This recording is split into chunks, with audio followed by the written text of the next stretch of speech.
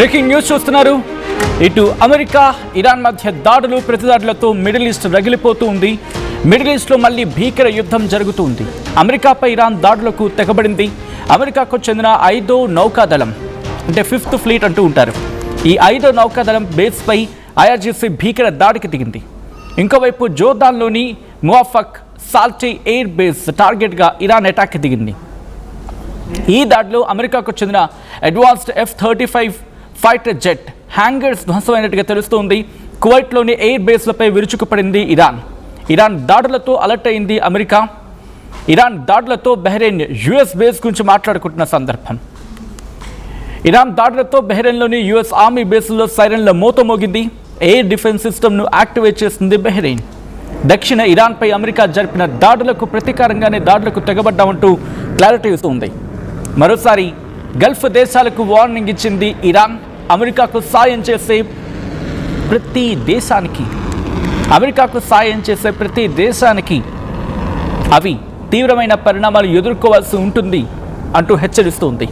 మొత్తం 21 American military స్థావరాలను స్వాధీనం చేసుకున్నామని ఇరాన్ ప్రకటించింది.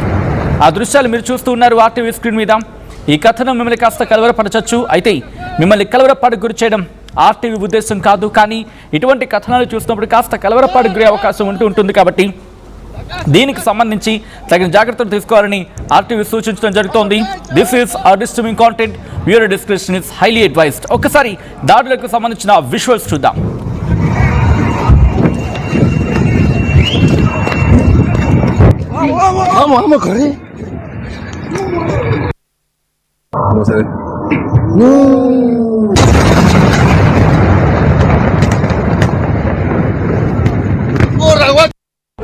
What's happening?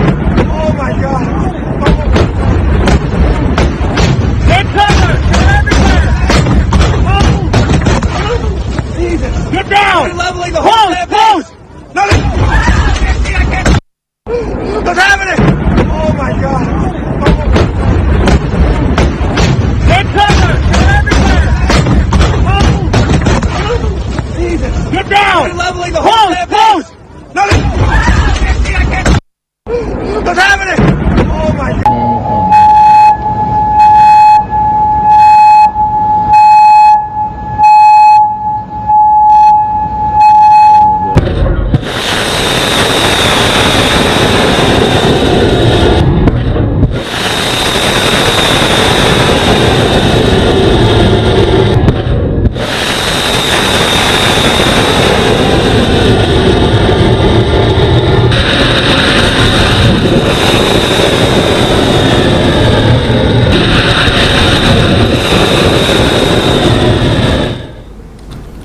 ఆ విజువల్స్ మీరు చూస్తున్నారు. ఆ విజువల్స్ చూస్తేనే అర్థమవుతోంది ఎటువంటి పరిస్థితులు ఇటు బహ్రెయిన్కి ఇరాన్కి మధ్య ఉన్నాయనేది.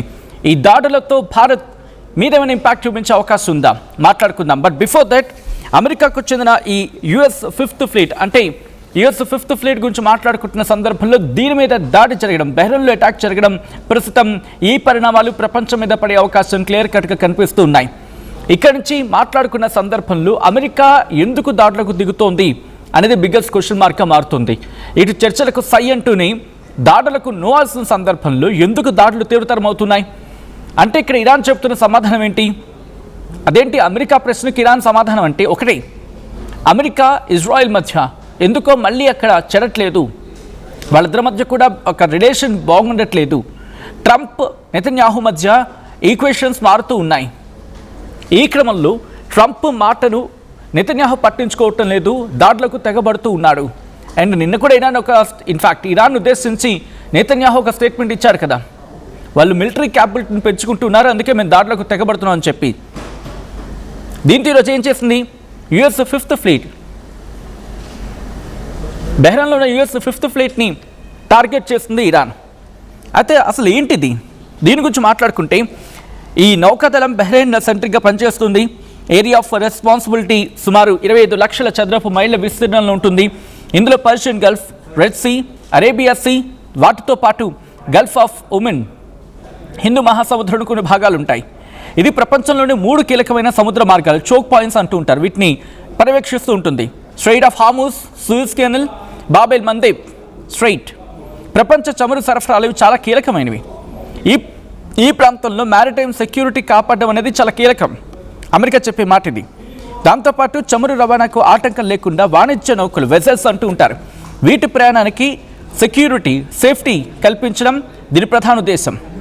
అలాగే పైరసీ, సముద్ర దొంగతనాలు ఉంటాయి కదా, వాటితో పాటు ఉగ్రవాదాన్ని అరికట్టడం దీని ప్రధాన ఉద్దేశం. ప్రాంతీయ ఉద్రిక్తతను నివారించడం, అలాగే మిత్ర దేశాలతో కలిసి పనిచేయడం అనేది దీనికి ఉన్న ఇంకొక కీలకమైన కారణం. అయితే ఇది అమెరికాకు చెందిన సెంట్రల్ కమాండ్ సెంట్కామ్ పరిధిలోని US naval forces central command NAVCENT అంటూ ఉంటారు, దీనికి అనుబంధంగా పనిచేస్తుంది. ఇందులో aircraft carrier strike groups, విధ్వంసక నౌకలు అంటే డెస్ట్రాయర్స్, దాంతోపాటు జలంతర్గాములు ఉంటూ ఉంటాయి. వీటితో పాటు వివిధ రకాల ఎక్స్పెడిషనరీ యూనిట్స్ ఉంటాయి. సో ఇన్ని కీలకమైంది ఇది, అందుకే అమెరికా దీన్ని కీలకంగా భావిస్తూ ఉంటుంది. మరి బహ్రెయిన్తో ఒకవేళ కనుక బహ్రెయిన్ మీద దాడి జరిగితే భారత్కి నష్టమా అంటే కనుక ఎస్, కాస్త ఇంపాక్ట్ చూపించే అవకాశం ఉంటుంది. అయితే పూర్తిగా ఉంటుందా మాట్లాడుకుందాం. బహ్రెయిన్ గల్ఫ్ ప్రాంతంలో భారత్కు అత్యంత ముఖ్యమైన భాగస్వామ్యుల్లో హిస్టరీ పరంగా చూసుకున్నా కూడా ఇక్కడ వాణిజ్యం, ట్రేడ్, సీ రూట్, దాంతోపాటు మన ప్రవాస భారతీయులు, ఈ సంబంధాలు చాలా గట్టిగా ఉంటాయి బహ్రెయిన్తో. రెండు దేశాలు 1971లోని దౌత్య సంబంధాలు ప్రారంభించాలంటే అర్థం చేసుకోవచ్చు. పర్షియన్ గల్ఫ్లో కీలక స్థానం బహ్రెయిన్ది. ప్రపంచ చమురు రవాణాలో అత్యంత కీలకమైన స్ట్రైట్ ఆఫ్ హార్ముజ్ దగ్గరలో ఉంటుంది. భారత్కు భద్రతా పరంగా, ఇంధన పరంగా ప్రాధాన్యత ఉంది. భారత్ థింక్ వెస్ట్ విధానంలో బహ్రెయిన్ ఒక ముఖ్య భాగస్వామి. థింక్ వెస్ట్ అనే విధానంలో కీలకమైంది. భారత్ బహ్రెయిన్కు అగ్ర వాణిజ్య భాగస్వాములలో ఒకటి. ఎందుకంటే 2024-25 ఆ ఫైనాన్షియల్ ఇయర్లో ఈ రెండు దేశాల మధ్య ట్రేడ్ ఏకంగా $1.64 బిలియన్. $1.64 బిలియన్ అంటే అర్థం చేసుకోండి ఎంతవరకు వెళ్ళిందో.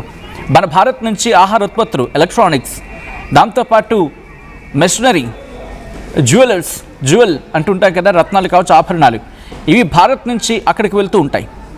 అండ్ బహ్రెయిన్ నుంచి మనకు వచ్చేవి అల్యూమినియం, పెట్రోకెమికల్స్, ఇంధన సంబంధిత ఉత్పత్తులు దిగుమతి అవుతాయి. అంతేకాదు బహ్రెయిన్లో భారతీయులు ఎంతమంది ఉంటారో తెలుసా? సుమారుగా 3 నుంచి 3.5 లక్షల మంది భారతీయులు అక్కడ ఉంటారు బహ్రెయిన్లో. వీళ్ళంతా కూడా అక్కడ కన్స్ట్రక్షన్, దాంతోపాటు మెడికల్, ఐటీ, బ్యాంకింగ్ సర్వీసెస్ ఈ రంగాల్లో పనిచేస్తున్నారు. భారత సమాజం రెండు దేశాల మధ్య సాఫ్ట్ పవర్ బ్రిడ్జ్గా పనిచేస్తున్నారు. వాళ్ళంతా సాఫ్ట్ పవర్ బ్రిడ్జ్గా ఉంటూ ఉన్నారు. అండ్ రక్షణ భద్రత గురించి మాట్లాడుకుంటే ఉగ్రవాద వ్యతిరేక చర్యలు కావచ్చు, ఇంటెలిజెన్స్ షేరింగ్, సైబర్ సెక్యూరిటీ రంగాల్లో సహకారం పెరుగుతుంది ఈ మధ్య బహ్రెయిన్కి భారత్కి మధ్య. సముద్ర భద్రత కావచ్చు, నౌకాదళ సహకారం కావచ్చు, వీటిపై రెండు దేశాలు కూడా ప్రత్యేక దృష్టి సారించాయి. ఇంకా చెప్పాలంటే భారత్ బహ్రెయిన్ సెంట్రిక్గా పనిచేసి కంబైన్డ్ మ్యారిటైమ్ ఫోర్సెస్ CMFతో కూడా సహకరిస్తూ ఉంటుంది. అండ్ రీసెంట్గా ఐ థింక్ 2019లో అనుకుంటాను, subject to the correction here it again, అక్కడ 2019లో భారత ప్రధాని నరేంద్ర మోదీ బహ్రెయిన్కు సందర్శనకు వెళ్ళారు. ఇన్ఫ్యాక్ట్ అది భారత తొలి ప్రధాని అక్కడికి వెళ్ళడం. ఈ పర్యటన తర్వాత పెట్టుబడులు పెరిగే మాట వినిపిస్తుంది. సాంస్కృతిక సహకారం విస్తరించిందనే చర్చ జరుగుతుంది. దేవాలయ నిర్మాణానికి బహ్రెయిన్ ప్రభుత్వం మద్దతు ఇచ్చిందనేది అప్పుడు చాలా గట్టిగా వినిపించిన మాట. దాంతోపాటు పొలిటికల్గా అలాగే ఫినాన్షియల్గా రిలేషన్స్ మరింత స్ట్రెంథెన్ అయ్యాయి. వీటితో పాటు భారత్ బహ్రెయిన్ మధ్య comprehensive economic partnership agreement, CEPA అనుకోవచ్చు, లేకపోతే CEPA, comprehensive economic partnership agreement CEPA, వీటి కోసం డిస్కషన్ స్టార్ట్ అయ్యాయి. డిఫెన్స్లో, ఇన్వెస్ట్మెంట్స్లో, టెక్నాలజీలో, ఫిన్టెక్, స్పేస్, ఈ అన్ని రంగాల్లో కూడా కోఆపరేషన్ ఎక్స్పాన్షన్ కోసం రెండు దేశాలు కూడా లేకపోతే కోఆపరేషన్ గురించి వాటి మరింత ఎక్స్పాండ్ చేసేందుకు రెండు దేశాలు కూడా ఒక అంగీకారానికి వచ్చాయనేది వినిపించమాట చాలా బలంగా. దీంతోపాటు ఉగ్రవాద వ్యతిరేక సహకారాన్ని, అంటే ఉగ్రవాదాన్ని నిర్మూలించేందుకు రెండు దేశాలు కూడా మరింత బలోపేతంగా పనిచేయాలని చెప్పి నిర్ణయించాయి. మరి ఇంత విన్న తర్వాత ఒక మాట అనిపించవచ్చు, ఏమని, భారత్కు బహ్రెయిన్ ఎందుకు అంత ముఖ్యం అంటే, remember the very first reason, Gulf ప్రాంతాల్లో వ్యూహాత్మక మిత్రదేశం ఒకటి. రెండవది, భారతీయ ప్రవాసులు ఉన్న పెద్ద కేంద్రం ఇది. ఇక మూడోది, చమురు కావచ్చు, ఇంధన భద్రతకు కీలకం. నాలుగోది, వెస్ట్ ఏషియాలో భారత ప్రభావాన్ని పెంచే భాగస్వామి. దాంతోపాటు మ్యారిటైమ్ సెక్యూరిటీ, ఉగ్రవాద వ్యతిరేక చర్యల్లో సహకారం, ఇవన్నీ కూడా బహ్రెయిన్. సో బహ్రెయిన్ మీద దాడి జరిగింది అనుకుందాం, ఇది ఎందుకంటే వాళ్ళ 5th ఫ్లీట్ అంటూ ఉన్నప్పటికీ కూడా that impacts some what on India. కాస్త నిర్మోహమాటంగా మాట్లాడుకుంటే సో అర్థం చేసుకోవచ్చు ప్రస్తుతం బహ్రెయిన్ మీద దాడి అంటే మనకెంత ఇంపార్టెంట్, మనకెంత ఇంపాక్ట్ చూపించచ్చు అనేది. బట్ వీళ్ళకి వచ్చే ప్రాబ్లం ఏంటి, మనతో రిలేషన్స్ ఉన్నప్పటికీ కూడా అమెరికాతో మ్యాండేటరీ అవుతూ ఉంది. ఇఫ్ పాసిబుల్ ఒక్కసారి మ్యాప్ చూపించే ప్రయత్నం చేద్దాం, గూగుల్ మ్యాప్స్ ఆయనతో ఒకసారి చూపించే ప్రయత్నం చేద్దాం. ఎందుకంటే బహ్రెయిన్ ఎక్కడ ఉంటుంది అనేది మనకి అక్కడ ఆ మ్యాప్లో మనకి క్లియర్గా అర్థమవుతుంది. ఇఫ్ పాసిబుల్ సో మీరు కనుక ఇఫ్ పాసిబుల్ మీ గ్యాడ్జెట్స్లో ఈ స్టోరీ వింటూనే ఒకసారి గూగుల్ మ్యాప్ను ఉపయోగించి బహ్రెయిన్ ఒకసారి చూడండి. సో దట్ మీకు ఇంకా, ఎందుకంటే మనం వినదానికన్నా చూసిన దానికి ఇంకా పవర్ ఎక్కువ ఉంటుంది అంటూ ఉంటారు కదా. సో నేను ప్రయత్నం చేస్తాను మరి కాసేపట్లో చూపించేందుకు. ఎందుకంటే బహ్రెయిన్ చాలా కీలకమైన ప్రాంతం గల్ఫ్ దేశాల గురించి మాట్లాడుకుంటున్న సందర్భంలో. సో అటువంటి తరుణంలో బహ్రెయిన్ గురించి మాట్లాడుకుంటే గల్ఫ్ దేశాల పైన ఉంటుంది, కువైట్ అలాగే యూఏకి మధ్యలో ఉంటుంది, ఖతార్ పైన అక్కడ ఉంటుంది. సో ప్రస్తుతం అది కూడా అమెరికాకు కీలకం. పర్షియన్ గల్ఫ్ నుంచి, గల్ఫ్ ఆఫ్ ఉమెన్ కావచ్చు, లేకపోతే బాబుల్ మందే మనం మాట్లాడుకున్నాం కదా, ఇవన్నీ కూడా గల్ఫ్ ఆఫ్ ఏడెన్ వీటికి సంబంధించి. సో ఇవన్నీ చాలా కీలకంగా మారిపోతున్న సందర్భంలో ఇప్పుడు కనుక అక్కడ దాడులు తీవ్రతరం అయితే ఆ పరిస్థితి మరింత జటిలంగా మారే అవకాశం ఉంటుంది. కాబట్టి ఇప్పటికిప్పుడు ఇరాన్ దాడులు తగ్గిస్తుందా, బిగ్గెస్ట్ క్వశ్చన్ మార్క్. ఈ దాడులు తగ్గాలంటే అమెరికా నిర్ణయం తీసుకోవాలి, తీసుకుంటుందా? అమెరికా నిర్ణయం తీసుకుంటే ఇజ్రాయెల్ ఫాలో అవుతుందా? ఎందుకంటే అమెరికా శాంతి చర్చలన్నా ఇజ్రాయెల్ ఎక్కడ మళ్ళీ బాంబులు వేస్తోంది, ఇజ్రాయెల్ని సాగ్గా చూపించి ఇరాన్ మళ్ళీ బాంబులు వేస్తోంది, ఇది ఇరాన్ని సాగ్గా చూపించి అమెరికా మళ్ళీ బాంబులు వేస్తోంది. ఇది త్రిముఖ పోటీ అనే, త్రిముఖ పోటీ కాదు కదా, త్రిముఖ యుద్ధంగా మారిపోయింది. ఎందుకంటే శాంతి చర్చలు అంటూ ఉన్న అమెరికా బహుశా ఓకే అనుకుందాం, ఇజ్రాయెల్ ఊరుకోవటం లేదు. ఇజ్రాయెల్ ఏం చేస్తోంది, లెబనాన్ మీదో లేకపోతే ఇరాన్ మీద దాడికి పాల్పడుతుంది. ఇరాన్ ఏం చేస్తోంది, ఇదిగో నీ మిత్రుడే కదా దాడి చేస్తుందని చెప్పి తిరిగి దాడికి వెళ్తూ ఉంది. అండ్ అమెరికా ఏం చేస్తోంది, నువ్వు దాడి చేస్తున్నావు కాబట్టి నేను తిరిగి దాడి చేస్తున్నాను అంటుంది. కాబట్టి ముగ్గురు కొట్టుకు సస్తూ ఉన్నారు. నిర్మోహమాటంగా ప్రపంచం మాట్లాడుకుంటున్న మాట ఈరోజు. ప్రపంచం గురించి ఆలోచిస్తున్న దేశంగా అగ్రరాజ్యం ఒక అడుగు ముందుకు వేయాలి, ఇజ్రాయెల్ని అదుపు చేయాలి. అట్ ద సేమ్ టైం ఇరాన్ని కూడా శాంతి చర్చలు కంటిన్యూ అవుతూ, శాంతి చర్చలను కొనసాగిస్తూ ఇజ్రాయెల్ని కూడా కాస్త కంట్రోల్లోకి తీసుకోవాలి.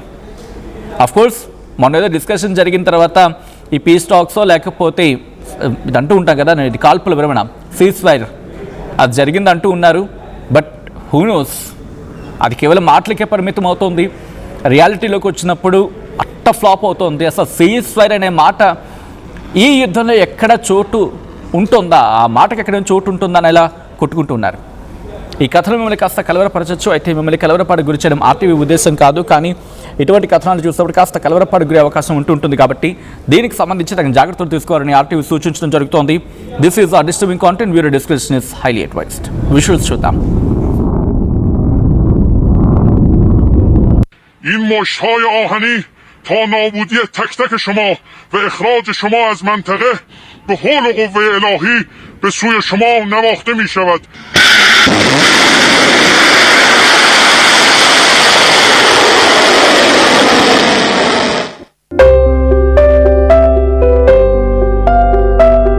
చిన్న చిన్న ఆనందాలు 35 ఏళ్లుగా నా జీవితంలో లేవు. 35 ఏళ్లుగా నేను డైపర్లలో బ్రతికాను. 6 సెంటీమీటర్ల ఫిస్టులా నా మూత్రాశయంలో లీకు కారణమైంది. ఎవరూ నాకు సహాయం చేయలేకపోయారు. ఏఐఎన్యూలో వైద్యులను కలిసే వరకు. అక్కడ వారు రోబోటిక్ శస్త్రచికిత్సతో నాకు పరిష్కారం ఇచ్చారు. వారు నా ఆత్మవిశ్వాసాన్ని కూడా తిరిగిచ్చారు. Precision Care makes it possible. The Center for Robotic Surgery at AINU. At KLA Global Business School, we turn the students of today into the leaders of tomorrow. Global KL Business School.